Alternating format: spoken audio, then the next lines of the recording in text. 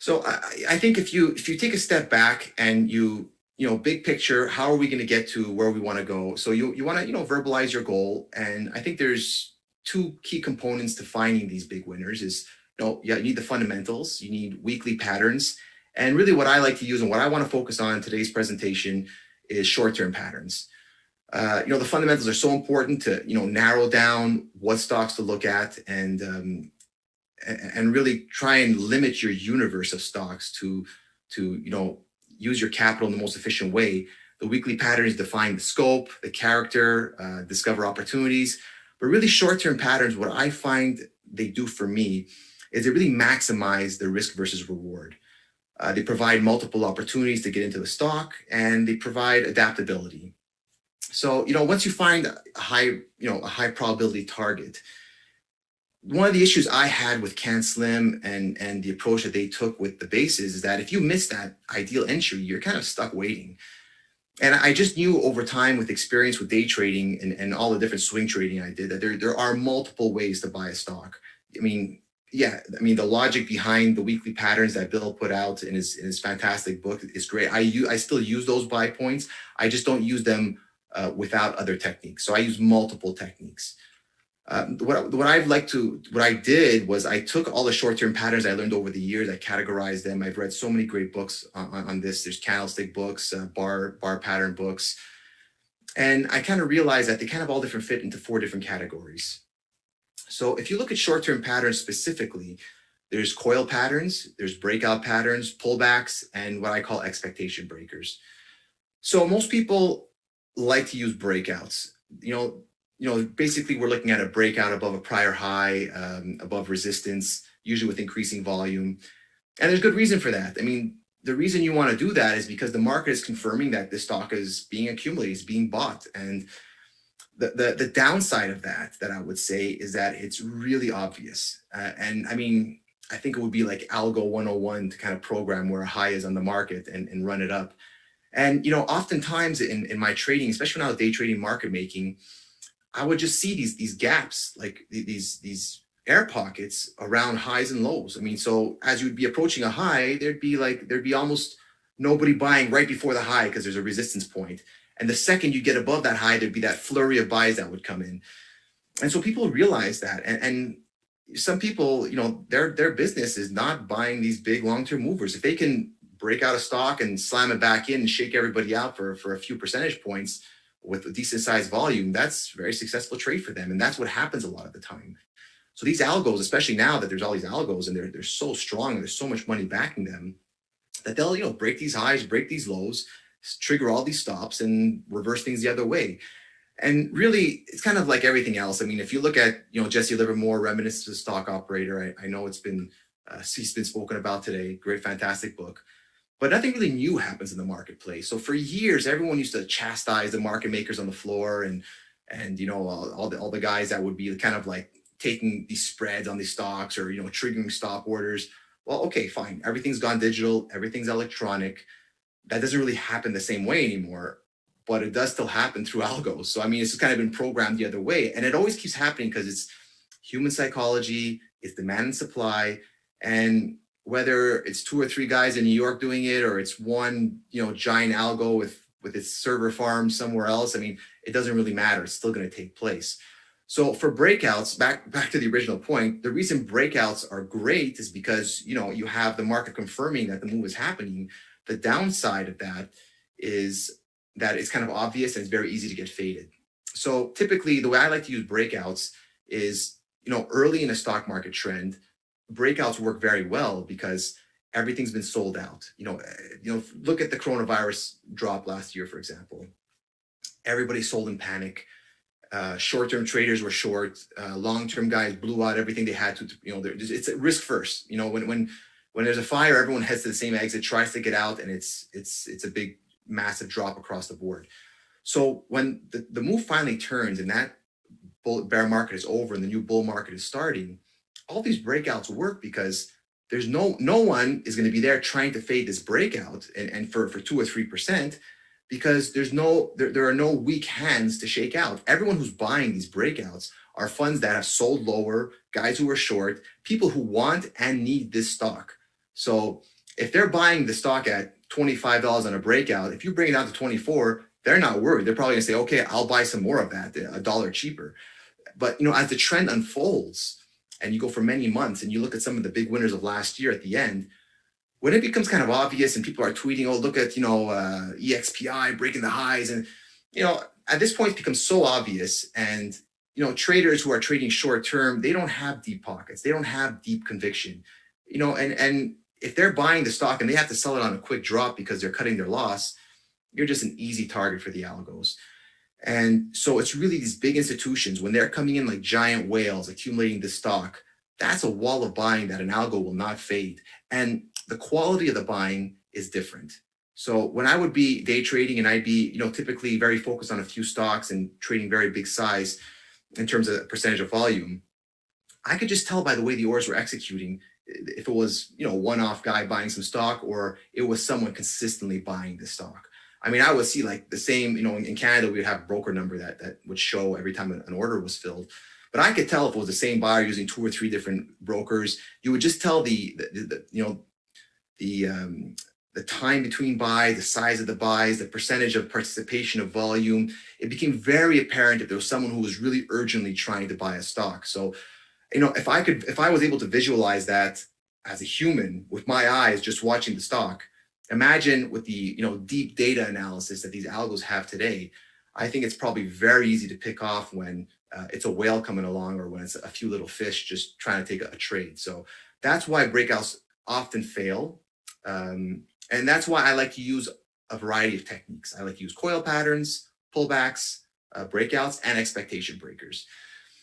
I want to focus on expectation breakers today because I think it's probably one of the less understood, less known. It's a little bit kind of counterintuitive. And basically the idea behind it is when a stock looks really bad, either we're breaking a low or we're breaking below a moving average or we're closing very weak, most people figure that, the stock is going down. And so if there's something that breaks that expectation, either a gap up or a turnaround after a major low, it usually signifies that the demand supply situation is actually more bullish than you would have realized. Let's take a quick little example of what I'm talking about.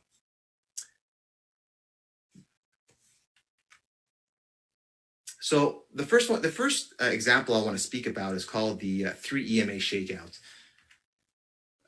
There's many people who have spoken about this type of strategy. There was Larry Connors in his book where he spoke, it was called the turtle soup. There's Gil Morales who calls it the undercut and rally. Jesse Livermore called it a shakeout +3. It's all kind of variations of the same theme, but I still find many people don't realize that it exists or how it functions. I kind of use a new twist on it. So basically what I like to look for is for a major low inside a base. You want to see for us the stock break that low. So this green line here indicates the low here. And what I do is I start a 3-day clock. So I say, look, this stock has 3 days to get itself back above the 3 exponential moving average. I use the 3 exponential moving average. It's just short enough that it's always kind of following price. It gives me a very clear line in the sand of when to react instead of just kind of trying to get a sense of it. Most of the other people I've seen use a similar pattern, just kind of buy if it comes right back above the low, but I found there was kind of too much turnover. So using this kind of simple technique allowed me to participate in these kind of moves without being shaken out too many times in the process in a weak stock. So for example, here we broke on the big red bar here. And on day 2, we closed above the 3 exponential moving average. So I would buy the stock when it trades above the high of that bar.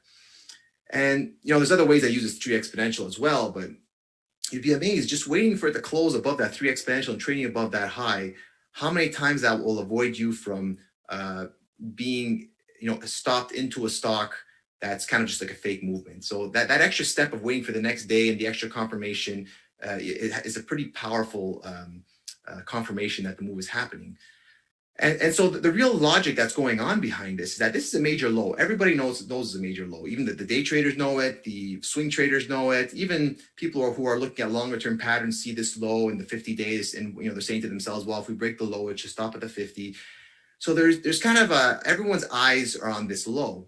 And once the low is broken, typically when you get to that low, there's been that low exists because someone's been accumulating stock around that low. So once that low is broken, the logic is that the buyer has been overwhelmed, the sellers are more powerful, and the stock is going lower. I mean, that's the logic behind it, and that's why it's called support, that the support is broken, we're going lower. So what happens when the support is broken and you don't go lower? Most people would just kind of see the low broken. They forget this chart. It's a weak stock, and I'll buy the stock up here as we turn around. But in reality, I think highs and lows I call them turbulent zones. So they're important points where demand and supply kind of reach a balance. And by breaking the low, the balance is clearly shifted in the direction of sellers. But the ability to come right back up is telling you something. It's telling you that the sellers are not as strong as you thought. And maybe, just maybe, that big buyer used that as a trap to get even more stock, to get guys to go short, to get the sellers to sell a little more aggressively. And he really wants to buy the stock. So I've seen that before. I remember sometimes I'd be day trading and I'd see a break, I'd go for it, and I'd buy stock, and I'd say, oh man, that big seller, he's done, fantastic. And then bang, he'd come back an hour or two later, and I know the feeling. I'd be stuck there with all the stock that I bought. I'd be looking at the level 2 data saying, oh my goodness, if I got to get out of this thing now, there's no other buyers, because now everyone sees that this breakout failed. So everyone who bought wants to sell. Everyone who was going to buy is not going to buy now because the seller is back. And so very quickly, this stock goes the other way. And that's kind of the logic behind it. And it's sometimes very powerful on both sides. If you look here, the best point to have bought Zillow last year was actually right near the lows. If you would have bought the highs, if you look at this red line here, okay, eventually we went higher. But look, from the second you bought it, you were underwater and this thing went down. And actually, when we took out the highs a second time, it didn't fall down as aggressively, but it took quite a bit of time for this to chop sideways before it went higher. That's probably because we took out the highs and the seller still had some stock left, and he wasn't as aggressive to push it lower, but it still took time to work off this additional stock that was for sale. And so that's the general psychology behind this pattern. And it's really important that you understand the psychology behind all of your patterns. So often, investors use different techniques and they don't really know why the techniques themselves work or what's the reasoning behind them. And I think part of being a day trader for many years, and I mean, trading a few hundred times a day and like having hundreds of orders outstanding, is you start to have a real understanding deep inside you as to how the patterns work, what builds those patterns, because you yourself built those patterns. I mean, I could look at old trades that I made and, oh boy, I was at opening tick, or I was at bottom tick, or I saw the fake breakdown and I helped to push it back up. And so you start to get this deep understanding of how these patterns work. And there's always psychology and demand and supply behind every single pattern. But if you don't understand what it is, it becomes very difficult to understand how to incorporate it into a larger strategy. So taking the time to understand that it would really improve your results. I'd like to look at a really good example of how to use this. So again, you typically want to be buying strength because you want to be going in direction of trend. But one of the most effective ways to use this 3 EMA shakeout is when there's very strong relative strength going on. So this is eBay back in 2002. There were several key elements coming together that preceded its major advance. Two components were, you had a perfect double bottom. If you look at, there's the orange double bottom. There was a smaller purple double bottom, so kind of a pattern within a pattern. But one of the things I think is one of the most important aspects is look at the S&P as we were kind of falling off a cliff into 2002, and look at eBay, how this thing was just going sideways. And the reason why relative strength is so important, especially I like to use it in this way, really comparing the two different charts, is that every stock is benchmarked against the index. There's all these algos, all these models. Every stock has its beta, and if the beta of the stock is 2, that means, let's say every time the market goes up 1%, this stock should go up 2%. People factor that in and buy and sell accordingly. And so if this stock is not falling with the market, that's because there's someone on the other side that's willing to pay up for the stock. Basically, even though the stock is not going higher, whoever was buying this stock during this period of late 2002 was paying up for the stock, because without this major buyer accumulating the stock, this stock would be going lower with the market. It's only the natural progress of any stock is to follow the market. So the ability for this stock to go sideways was someone paying up, someone accumulating the stock, even though the market was very weak. So you had this really big backdrop of strong relative strength inside this pattern.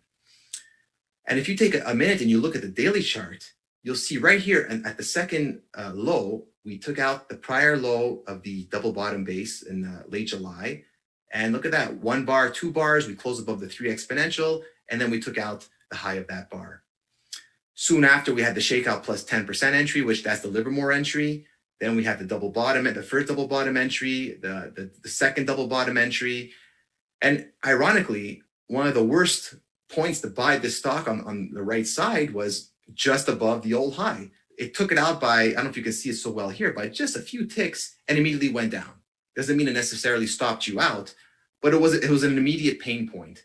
So the fact that you could have bought this way down here and all these multiple points mean that you didn't have to go and buy it at the very obvious point. And another thing I want to bring up right now is why I like to use all of these patterns is it really dramatically reduces your liquidity impact. So when I switched, to my full focus to be, active growth investor, one of the reasons behind that was my strategy had become so effective and so, what's the word I'm looking for? I was so proficient in applying it, but I had liquidity restraints. It was a strategy in a niche market. And it was getting to the point where, the market was quiet and I couldn't put on the size and keep growing my account with the liquidity constraints. So I told myself, I want to make a move to a new strategy, one that, really agrees with my personality and my goals. And I don't want liquidity to be a problem. And so, okay, obviously there's a lot of stocks like eBay, which are fairly liquid, but if you're going to buy, sometimes some of these stocks, even though they look very liquid and they trade 600,000-700,000 shares a day, if it's a quiet day and you have a good position, that thing's only trade, 70,000 shares off the open, and you want to sell a good chunk of stock. Well, there could be some really wide spreads. And, I was trading shift 4 payments this week and they kind of got me on a bad open. And you have a $2-3 spread on a $100 stock. And not only is there a spread, but the stock is dropping. So suddenly you have this 5% cost to get out of the stock. You're pushing the stock lower a little bit, plus the spread that you have to hit the bid. And that really adds up at the end of the year. So one of my goals was to really minimize my liquidity impact on the stocks.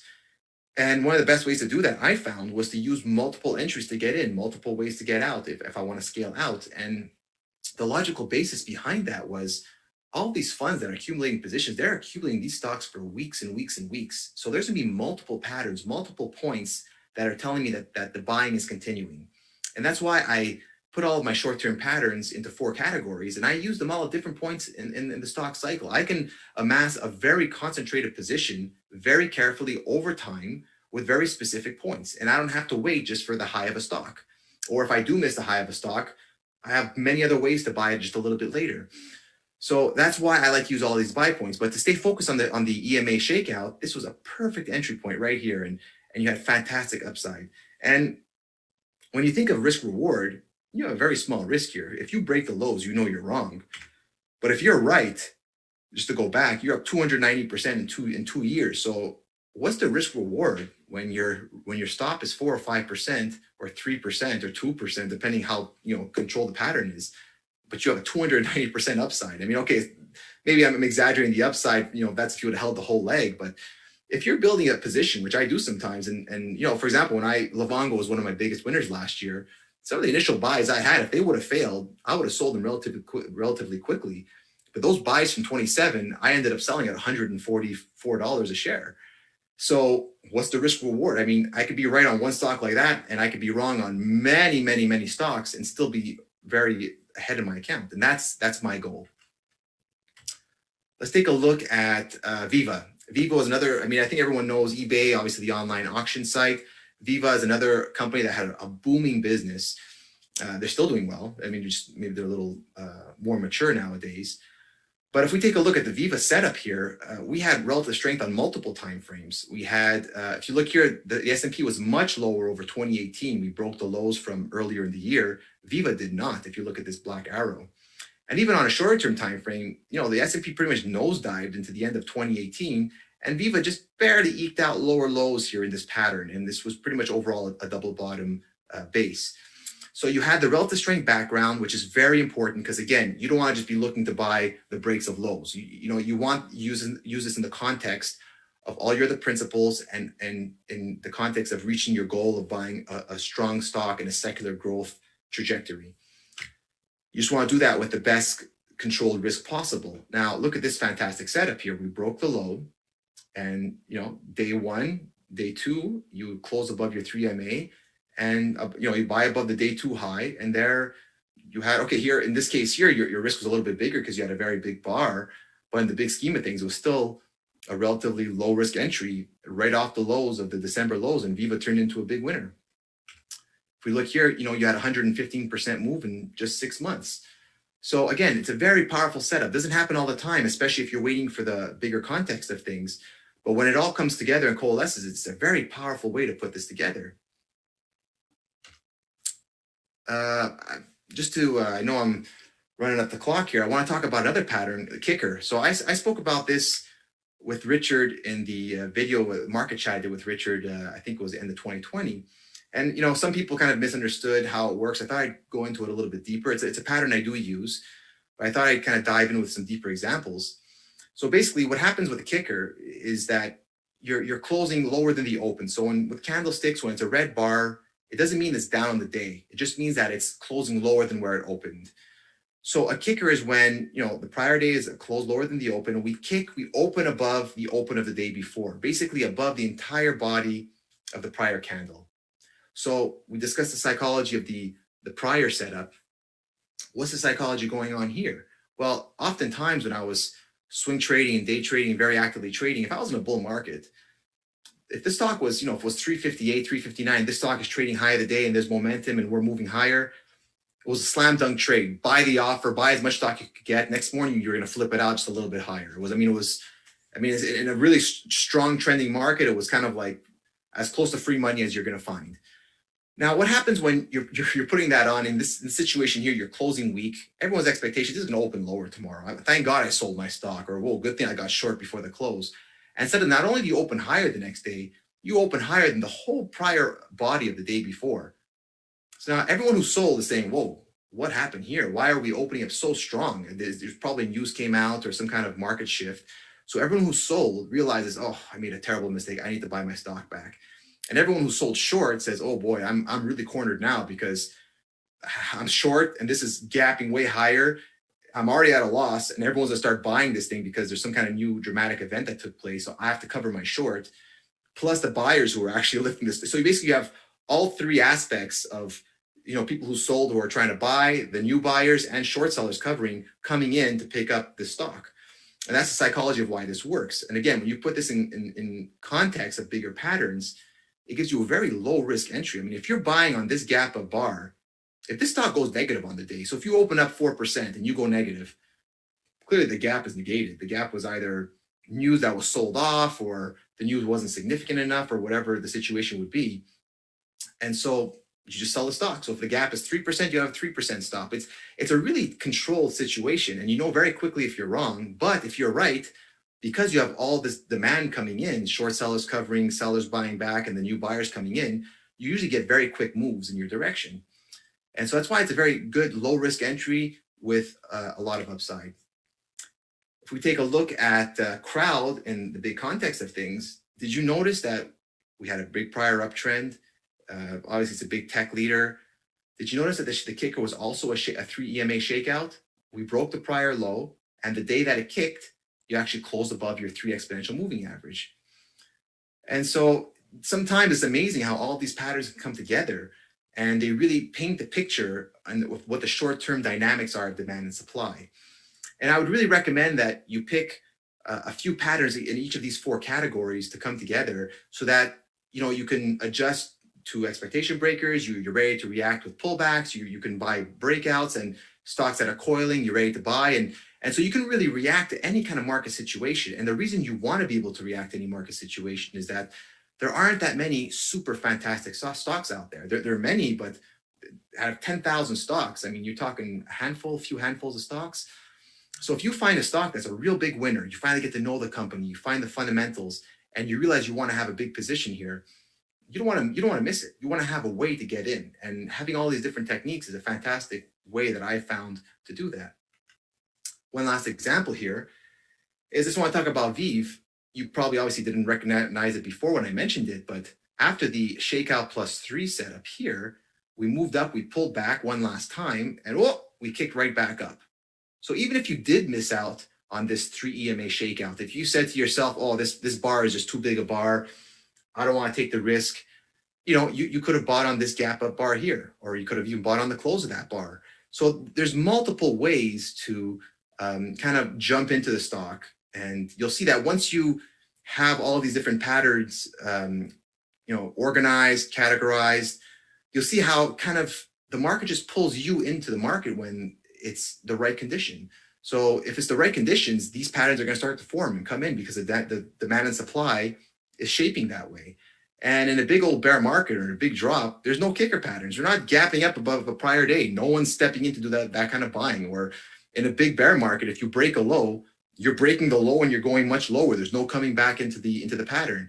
And so it's just it's a great way to have all these patterns to have the market pull you in bit by bit, make you buy some here, buy some there, and slowly concentrate your winnings into the biggest winner in the marketplace. Sometimes it's frustrating because you have these short-term profits and you give them up. But when this all comes together and you have all these low-risk entries and you finally catch a trend, it's just fireworks. And that's the best risk-reward type of setup that I've found after all these years, is using the larger patterns with these short-term patterns to reach your goal. But again, unless you start with the right goal, with the right principles and the right methods, it won't all come together. So unless your goal is to catch these big long moves, you won't catch that huge move in eBay. You're going to be selling out, and that's fine. If that's your strategy to take short-term wins, I did it for years. I personally made the decision to make a shift in my strategy, and I'm happy I did. I love it. Similar to Jim Ropel, I love everything about growth investing. I love finding these innovative companies. I love the aspect of history and seeing how they worked out before. I love the treasure hunt of trying to see what's going on and how everything comes together. And so that's really what works for me. It's important that you find what works for you, because there's no one system, there's no one approach that is best for everyone. It's really finding what works best for you and how to put it all together.